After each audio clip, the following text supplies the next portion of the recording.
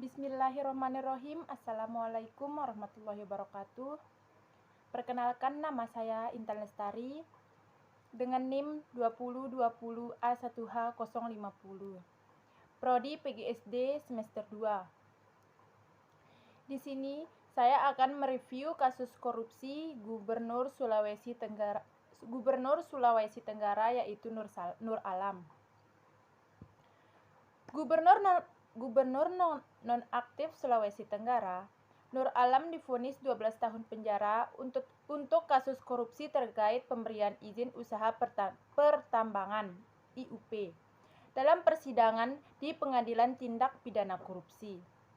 Vonis ini lebih rendah dari tuntunan Jaksa Komisi Pemberantasan Korupsi selama 18 tahun. Pertama kalinya, KPK menggunakan lingkungan alam untuk menilai kerugian negara akibat korupsi di sektor sumber daya alam. Menggunakan perhitungan kerugian negara bukan hanya dari kerugian materi, tetapi dilihat juga dari kerugian lingkungannya, bahkan sampai biaya pemulihannya. Adapun nilai kerugian negara yang ditimbulkan dari kasus Nur Alam sangatlah fantastis, mencapai 4,3 triliunan. Angka tersebut tidak sepenuhnya atas hasil perhitungan auditor negara. Sebab salah satu yang dihitung adalah kerugian akibat kerusakan lingkungan. Tidak cuma itu, politikus Partai Amanat Nasional itu juga dituntut membayar uang ganti rugi sebesar 2,7 miliar dari keuntungan yang diperoleh dari izin pertambangan yang diberikan Nur Alam kepada pengusaha tersebut. Majelis Hakim juga menjatuhkan pidana tambahan kepada terdakwa Nur Alam untuk membayar uang ganti sebesar 2,7 miliar dan mencabut hak politiknya selama 5 tahun. Adapun penindakan KPK dalam kasus Nur Alam.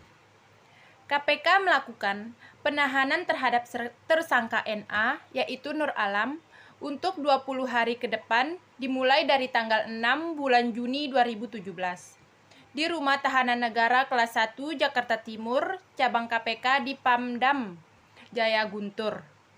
Setelah menjalani pemeriksaan selama 7 jam lebih, Nur Alam dikeluarkan dari gedung KPK menggunakan rompi orange berlogo KPK. Dan ia ditetapkan sebagai tersangka kasus dugaan penyalahgunaan wewenang terkait pemberian izin tambang nikel di 2 kabupaten sejak 28 Agustus 2016. Atas penindakan tersebut, KPK menjerat Nur Alam dengan pasal 2 ayat 1 atau pasal 3 Undang-Undang Nomor 31 Tahun 1999. Sebagaimana diubah dengan Undang-Undang Nomor 20 Tahun 2001 tentang pemberantasan tindak pidana korupsi pasal 55 ayat 1 ke 1 KUHP. Langkah KPK tersebut, Koordinator Nasional Jaringan Advokasi Tambang Jatam Merah Johasia dengan harapan digunakan untuk kasus-kasus korupsi sumber daya lainnya.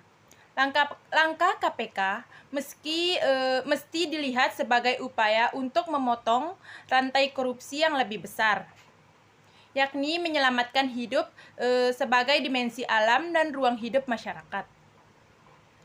Adapun pencegahan dari kasus-kasus korupsi adalah dengan ditanamkannya nilai-nilai anti korupsi seperti kejujuran, kepedulian, kemandirian, kedisiplinan, tanggung jawab, kerja keras, kesederhanaan, keberanian, dan keadilan yang harus ditanamkan dari sejak dini.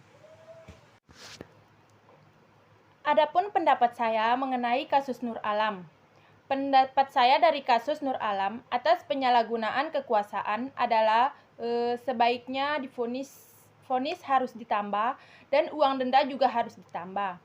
Untuk kerugian negara mencapai 4,3 triliun dan terjadi masalah lingkungan, ditambah pemulihan lingkungan, untuk memvonis 12 tahun dengan denda 2,7 miliar plus mencabut hak politik selama 5 tahun belum memberikan efek jera karena itu semua masih ringan dan dengan uang denda yang lebih kecil dibandingkan dengan keuntungan Nur Alam. Seharusnya divonis 18 tahunan dengan semua aset ditarik dan pencabutan politik selamanya. Sekian dari saya. Wassalamualaikum warahmatullahi wabarakatuh.